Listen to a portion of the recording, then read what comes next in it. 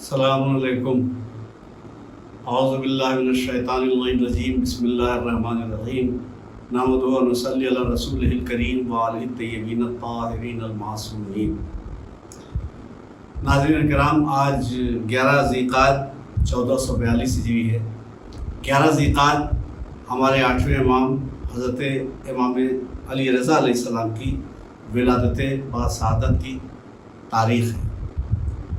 آئیے سب سے پہلے ہم خاندان عصمت و طہارت، خصوصاً اپنے زمانے کے امام کی بارگاہ میں ہدیہ تہنیت پیش کریں 8ویں امام کی ولادت باسعادت کے سلسلے میں، اور پھر اس کے بعد تمام مومنین اور مومنات ایک دوسرے کو مبارکباد پیش کریں.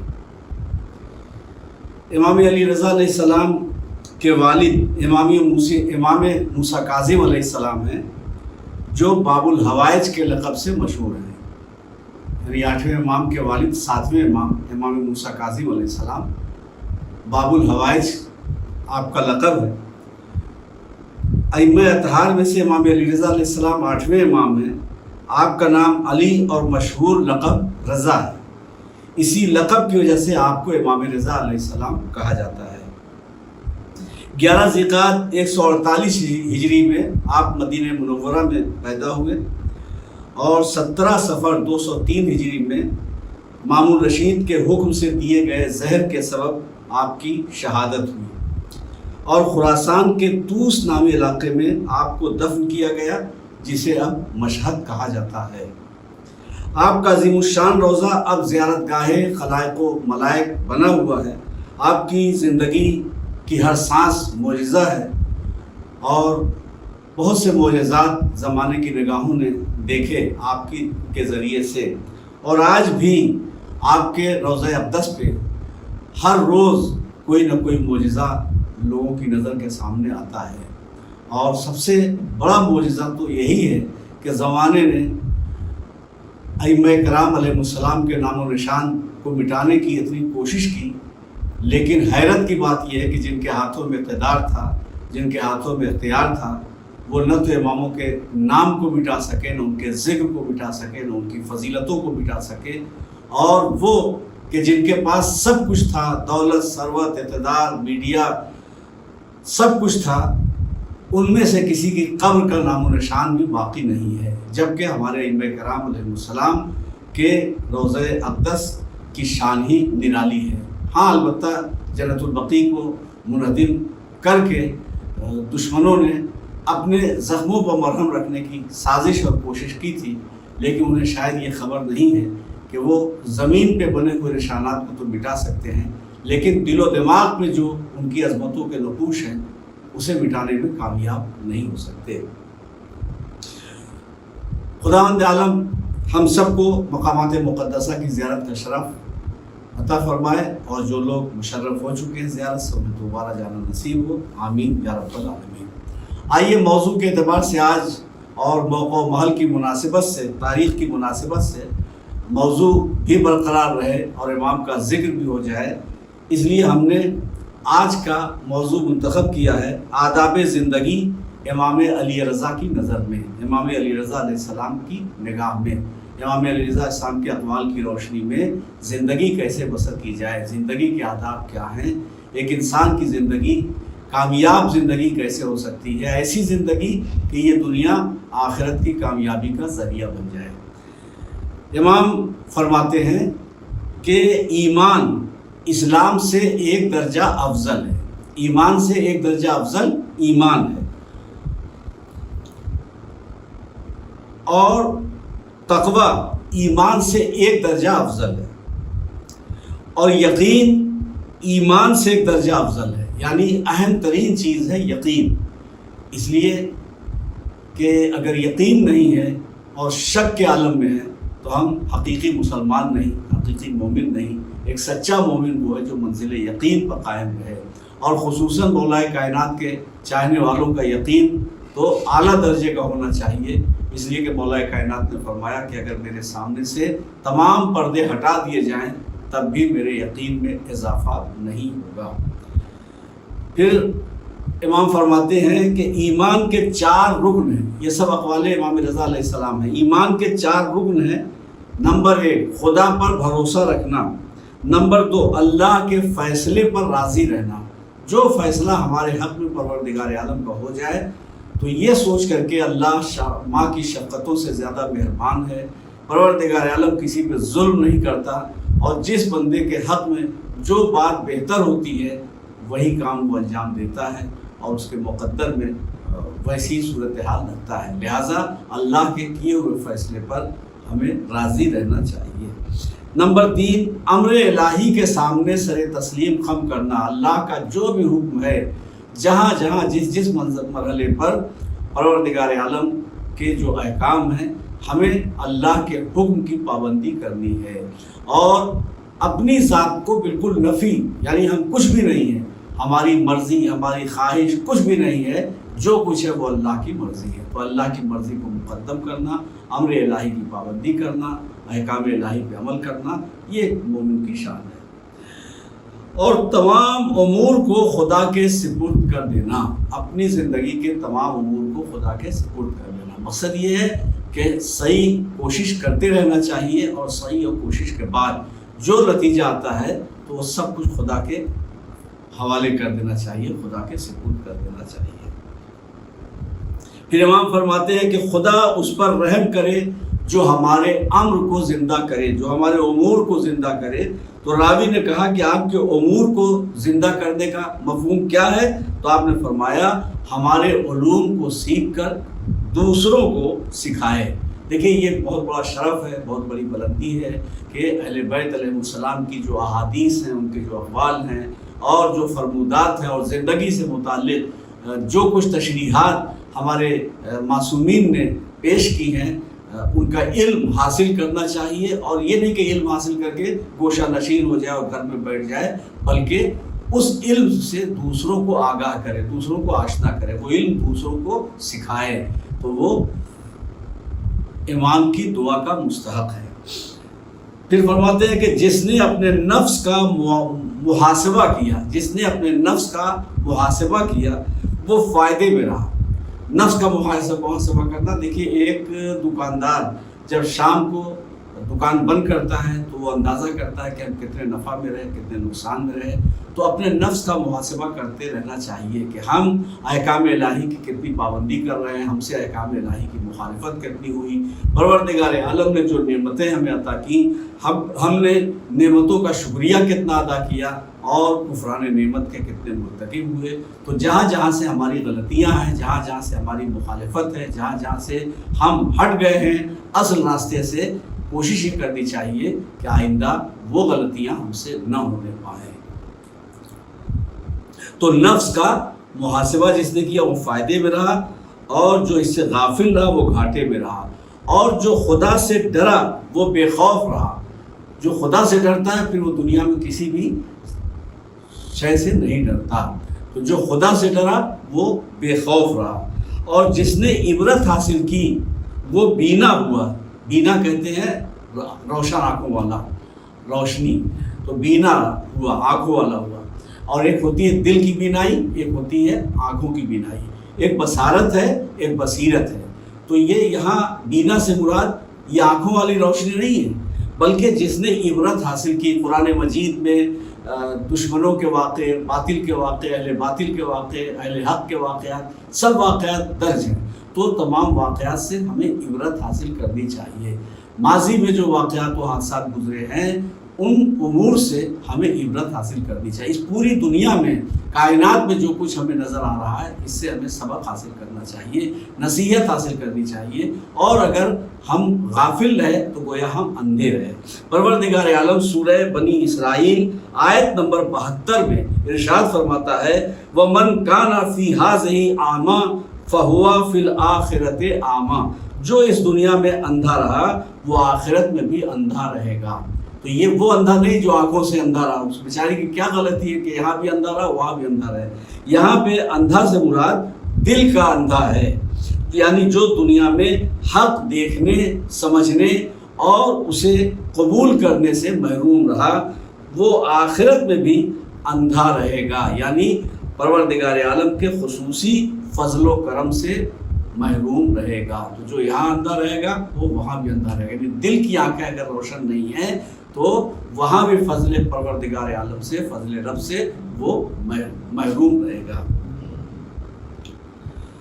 اور جو بینا ہوا وہی بافہم ہوا، اور جو بافہم ہوا وہی عالم ہوا.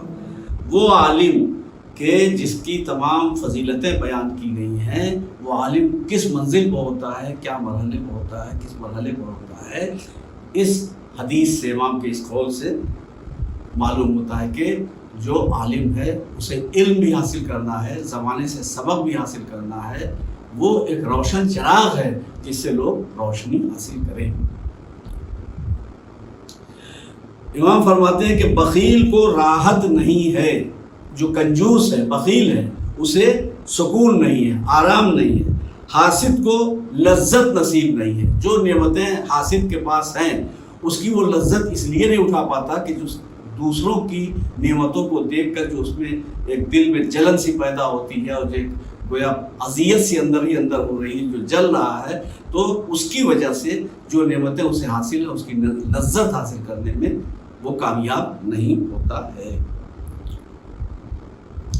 بہار الانوار جلد 78 صفحہ 352.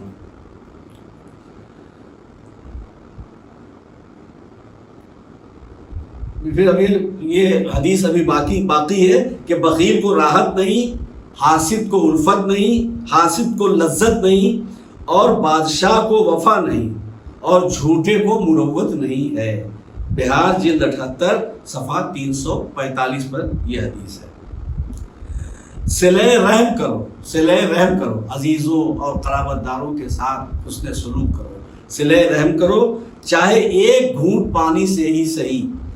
اور سب سے افضل صلہ رحم رشتہ داروں سے اذیتوں کو دور کرنا. رشتہ دار اگر کسی تکلیف میں، کسی دکھ میں، کسی مصیبت میں، کسی پریشانی میں مبتلا ہو تو عزیزوں اور رشتہ داروں کی مصیبتوں اور پریشانیوں کو دور کرنا یہ صلہ رحم کی افضل ترین قسم ہے. اس کے علاوہ اعزاء اقربا کے بعد پھر ہمسایوں کا نمبر آتا ہے، پھر اس سے دور تک کے لوگوں کا نمبر آتا ہے، جس طریقے سے اس کے سلوک کا حکم شریعت میں ملا ہے. لیکن سب سے اہم مرحلہ اپنے عزیزوں، اپنے قرابت داروں پہ نگاہ کرم کرنا ہے، لطف و کرم کی نظر کرتے رہنا ہے، تاکہ ایک مشق ہو اور اس کے ذریعے سے ہم دنیا کے تمام انسانوں کے ساتھ بھی حسن سلوک کر سکیں. صلہ رحم کے ہم عادی، ہمارا مزاج بن جائے. بچھو کا کام کیا ہے؟ ڈنک مارنا، تو اس کا مزاج ہے ڈنک مارنا. پھول کا کام ہے خوشبو دینا، تو پھول جو توڑتا ہے، یہ پھول خوشبو دینا اس کی فطرت ہے، اس کا مزاج ہے. تو جو پھول کو توڑتا ہے، یہ اذیت دیتا ہے، پھول ان انگلیوں کو بھی خوشبو سے نواز دیتا ہے. اسی طریقے سے جو ایک اچھا انسان ہوتا ہے، اچھائی کا اثر دشمنوں تک بھی پہنچتا ہے. جیسے ہمارے مولا کائنات کو جس ظالم نے ضربت لگائی تھی تو مولا کیا کہتے ہیں کہ جیسا شربت مجھے دیا ہے ویسا ہی شربت میرے قاتل کو دو، اس کی رسیاں کھول دو. اور اس کے بعد وصیت کرتے ہیں کہ اگر میں شہید ہو گیا، یہ اگر صرف اس لیے کہا تاکہ تاریخ بنے، تو پھر اتنی ہی سزا دینا کہ جتنا اس کا جرم ہے. یعنی ایک ضربت اس نے مجھے لگائی ہے، لہذا ایک ہی ضربت اسے لگانا. تو مزاج جس کا جیسا ہوتا ہے، اثر اس کا ویسا ہی ظاہر ہوتا ہے. سب سے افضل مال وہ ہے جس سے آبرو بچائی جائے. لوگ کہتے ہیں کہ جان چلی جائے، عزت آبرو چلی جائے، مگر دولت بچا لی جائے. تو عزت آبرو بیچ کر جو دولت حاصل کی جاتی ہے یہ خسارے کا، یہ گھاٹے کا سودا ہے. اصل دولت وہ ہے جس کے ذریعے سے عزت اور آبرو کی حفاظت کی جا سکے. بہار الانوار جلد 78 صفحہ 352. افضل ترین عقل خود انسان کے لیے اپنے نفس کی معرفت ہے. خود را پہ شناس، اپنے آپ کو پہچانیے، اپنے نفس کو پہچانیے.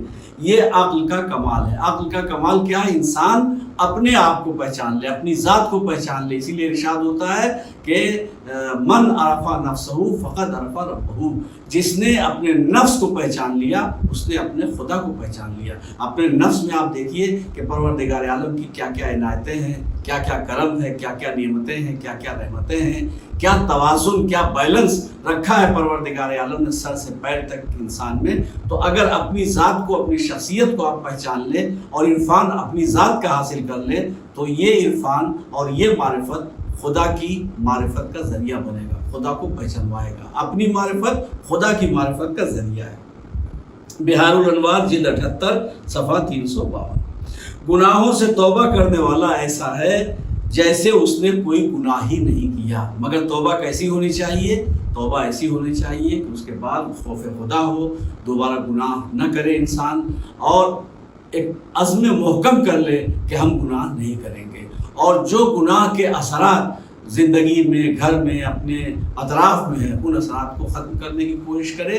مثلا حرام کی کمائی سے جو چیزیں ہیں ان چیزوں کو ہٹا دے اپنے پاس سے، اور اس کے بعد رزق حلال کے مطابق زندگی بسر کرے۔ مثلا اگر توبہ کر لیتا ہے کہ ہم رزق حرام نہیں استعمال کریں گے، یا غیبت وغیرہ سے توبہ کرتا ہے تو پوری امکانی کوشش کرے کہ آئندہ غیبت نہیں کرے گا۔ یہ توبہ کرتے رہنا اور گناہ کرتے رہنا یہ اللہ کی رحمتوں سے مذاق ہے، اللہ کی رحمتوں کا مذاق اڑانا ہے۔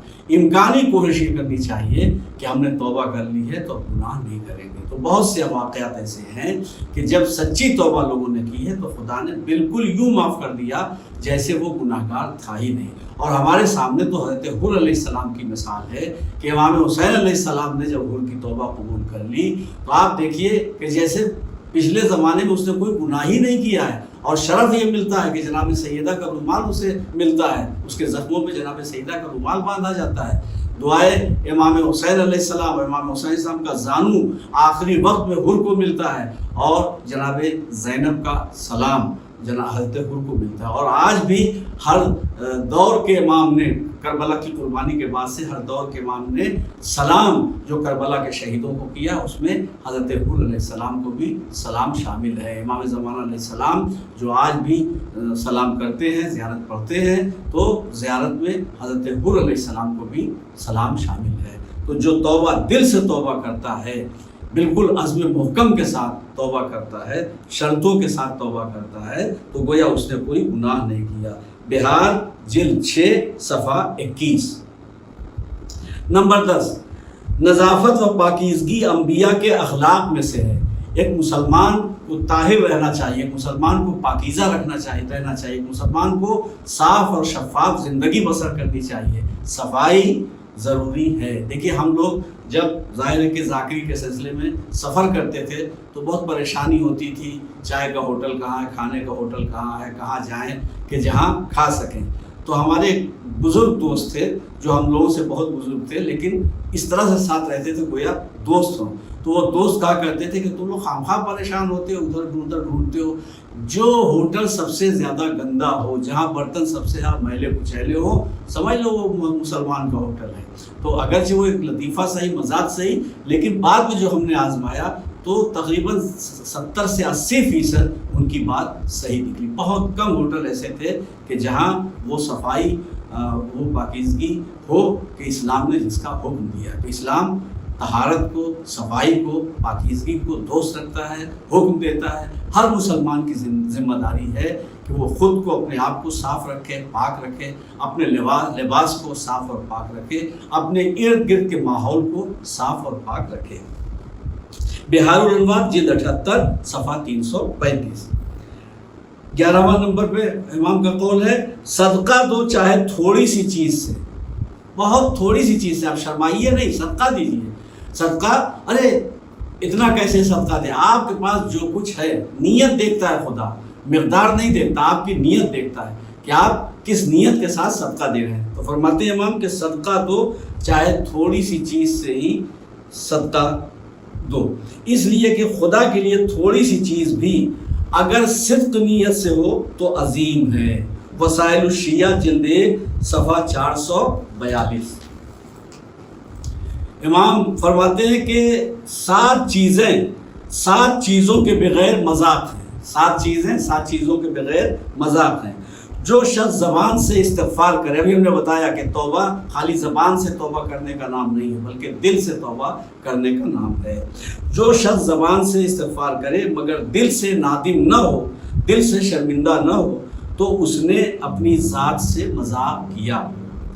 جو خدا سے توفیق کا سوال تو کرے مگر اس کے لیے کوشش نہ کرے، تو اس نے اپنے آپ سے مذاق کیا۔ یعنی اللہ سے اگر کسی بھی بات کی توفیق حاصل کرنی ہے، آپ دعا مانگ رہے ہیں، تو اپنی ذات سے کوشش کیجیے۔ کوشش کرنا آپ کا فریضہ ہے۔ جناب ہاجرہ پانی کی تلاش میں گئی تھی تو صفا اور مروہ کی پہاڑیوں پر خود بھوک اور پیاس کے عالم میں گئی تھی، تب پروردگار عالم نے چشمہ جاری فرمایا، جسے آب زمزم کہتے ہیں، چشمہ زمزم کہتے ہیں۔ خدا چاہتا تو پہلے ہی عطا کر دیتا معجزے سے، مگر کوشش پہلے کی ہاجرہ نے، اور پروردگار عالم کا لطف و کرم بعد میں ظاہر ہوا ہے۔ تو ایک مسلمان کی ذمہ داری ہے کہ وہ اپنی طرف سے کوشش کرتا رہے اور پھر اللہ سے دعا کرے۔ توفیق الہی شامل حال۔ اسی طریقے سے جو دور اندیشی کی طلب رکھے مگر اس کی رعایت نہ کرے، تو اس نے اپنے ساتھ مذاق کیا۔ جو خدا سے جنت کا سوال کرے مگر مصائب و آلام میں، جو مصائب و آلام کا وقت آئے اس پہ صبر نہ کرے، تو اس نے اپنے ساتھ مذاق کیا۔ جنت ایسے ہی نہیں ملتی، جنت امتحان سے ملتی ہے، جنت صبر سے ملتی ہے، جنت راہ حق پہ عمل کرنے سے ملتی ہے، اور پھر راہ حق پہ جب انسان چلتا ہے، حق بولتا ہے، حق پہ عمل کرتا ہے، تو اس کے سامنے بہت سی مصیبتیں آتی ہیں، اور ان مصیبتوں پہ اسے صبر کرنا ہوتا ہے، تب اس صبر کی جزا میں اسے جنت ملتی ہے۔ جو خدا کی پناہ مانگے جہنم سے مگر خواہشات دنیا کو نہ چھوڑے، ایسی خواہشات دنیا کہ جو دین پہ غالب آ جائے، دین سے غافل کر دے، تو ان خواہشات دنیا کو نہ چھوڑے، تو اس نے اپنے آپ سے مذاق کیا۔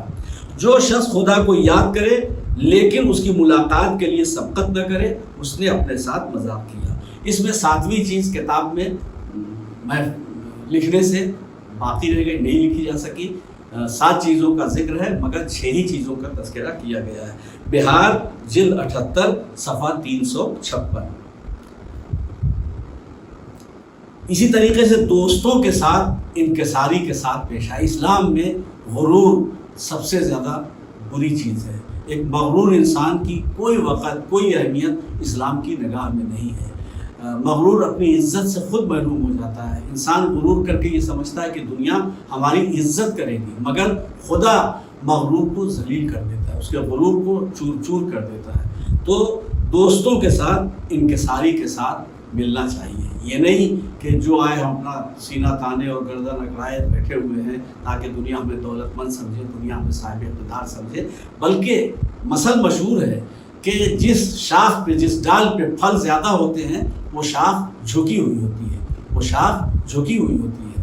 آپ سوچئے کہ خود پیغمبر اسلام صلی اللہ علیہ وآلہ وسلم سے زیادہ صاحب فضل و کمال کون ہوگا، مگر کیا انکساری تھی۔ بقیہ اور ہمارے ائمہ کرام میں جو انکساری پائی جاتی ہے، ان کے فضل و کمال کے مقابلے میں ہمیں اس انکساری سے سبق حاصل کرنا چاہیے۔ اور دشمنوں کے ساتھ ہوشیاری کے ساتھ، دوستوں سے انکساری کے ساتھ ملو، دشمنوں کے ساتھ ہوشیاری کے ساتھ، یعنی ان سے بالکل ہوشیار رہو، اس لیے کہ کسی چھوٹے سے چھوٹے دشمن کو بھی چھوٹا نہیں سمجھنا چاہیے۔ ایک چیونٹی ہاتھی کی موت کا سبب بن جاتا ہے، لہذا اپنے دشمن سے غافل نہیں ہونا چاہیے۔ چھوٹے سے چھوٹے دشمن کو بھی چھوٹا نہیں سمجھنا چاہیے، بلکہ ہوشیاری کے ساتھ دشمن سے ملنا چاہیے تاکہ وہ آپ کی ذات کو کوئی نقصان پہنچانے میں کامیاب نہ ہو سکے۔ عام لوگوں سے خندہ پیشانی کے ساتھ ملو، یہ نہیں کہ چہرہ گرا ہوا ہے، اترا ہوا ہے، بلکہ ملو تو خندہ پیشانی کے ساتھ ملو۔ ایک شخص ہمارے چھٹے امام، پہلے اس کا حوالہ دے دیں کہ بہار الانوار جلد 78 صفحہ 355 کیا فرماتے ہیں کہ دوستوں سے انکساری کے ساتھ ملو، دشمنوں سے ہوشیاری کے ساتھ ملو، عام لوگوں سے خندہ پیشانی کے ساتھ ملو۔ تو چھٹے امام کی خدمت میں ایک شخص آیا اور آقا مولا میں بہت پریشان ہوں، گھر میں بہت پریشانی ہے، سب بچے بیمار رہتے ہیں، گھر والے بیمار رہتے ہیں، کوئی نہ کوئی نئی پریشانی سامنے آ جاتی ہے۔ امام نے فرمایا صدقہ دو، صدقہ دو، صدقہ دو۔ ہر بات پہ امام کہتے رہے صدقہ دو۔ تو اس نے آخر میں کہا مولا میں آپ سے فرما رہا ہوں کہ میرے گھر میں فاقہ ہو رہا ہے اور آپ کہہ رہے صدقہ دو، اگر صدقہ دینے کے لیے ہوتا تو فاقہ ہی گھر میں کیوں ہوتا؟ تو امام نے فرمایا کہ کیا تم کسی مومن کو دیکھ کر مسکرا بھی نہیں سکتے؟ تو ایک مومن کو دیکھ کر کے زندگی بخش مسکراہٹ کا پیش کر دینا یہ خود اپنی جگہ پہ ایک بہت بڑا صدقہ ہے۔ ایک مومن کا دل اگر آپ کی مسکراہٹ سے خوش ہو جاتا ہے تو اس کی ایک بہت بڑی جزا ہے۔ جنت میں ایک دروازہ ہوگا جس کا نام باب السرور ہوگا، باب السرور، سین رے واو رے، باب السرور۔ تو یہ باب السرور کیوں رکھا گیا ہے؟ اس دروازے سے وہ لوگ داخل ہوں گے جو مومنین کی حاجتیں پوری کر کے ان کے دل کو خوش کیا کرتے تھے، یا اپنی باتوں کے ذریعے، یا اپنی مسکراہٹ کے ذریعے، یا اپنے ملنے جلنے کے انداز کے ذریعے سے مومنین کو خوش کیا کرتے تھے۔ انہیں اس دروازے سے داخل کیا جائے گا جنت میں جس کا نام باب السرور ہے۔ اور امام فرماتے ہیں کہ خبردار حرص و حسد سے بچو، لالچ بری بلا ہے۔ آج جتنے بھی لوگ دھوکہ دیتے ہیں وہ لالچ کی کمزوری کا فائدہ اٹھاتے ہیں، اور حسد ایک ایسی بیماری ہے کہ جیسا کہ ہم اس سے پہلے بیان کر چکے کہ جو اپنے پاس ہے ان چیزوں کی بھی لذت حاصل نہیں کرنے دیتا یہ حسد، اور حسد اس کو نقصان نہیں پہنچاتا جس سے حسد کیا جاتا ہے، بلکہ خود حاسد کو نقصان پہنچاتا ہے، حسد کرنے والے کو نقصان پہنچاتا ہے۔ تو امام فرماتے ہیں کہ لالچ اور حسد سے بچو، کیونکہ انہی دونوں چیزوں نے سابق امتوں کو ہلاک کیا ہے۔ پچھلی امتوں کو جو ہلاکت ہوئی ہے وہ یہ دو چیزیں تھیں، یا حسد ان میں تھا یا لالچ ان میں تھی، جس کی وجہ سے وہ گمراہی کی طرف آگے بڑھ گئے۔ اور خبردار کنجوسی نہ کرنا، بخل نہ کرنا، کیونکہ یہ ایسی بیماری ہے جو شریف مومن میں نہیں ہوتی۔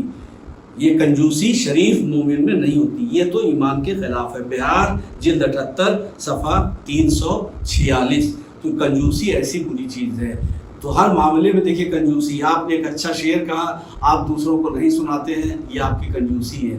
آپ کی اچھی سوچ ہے، فرض کیجیے آپ ذاکر ہیں، خطیب ہیں، کوئی اچھا نقطہ آپ کے ذہن میں آیا، آپ دوسروں کو بتا نہیں رہے، یہ آپ کی کنجوسی ہے۔ تو بخل کی بہت سی قسمیں ہیں، اور سب سے بڑا کنجوس وہ ہے کہ جو زور سے محمد وآل محمد علیہ السلام پہ درود نہیں بھیج سکتا۔ تو ہمیں بخل سے بچنا چاہیے، کنجوسی سے بچنا چاہیے۔ کنجوس ایسا ہے کہ نہ دوسروں کو فائدہ پہنچانے دیتا اور نہ خود فائدہ حاصل کرتا ہے۔ فقط و سلام، خدا حافظ۔ امام ہشتم کی ولادت باسعادت کی ایک مرتبہ پھر آپ سب لوگوں کو مبارکباد پیش کرتے ہیں۔ فی امان اللہ، آئندہ بدھ کو پھر ملاقات۔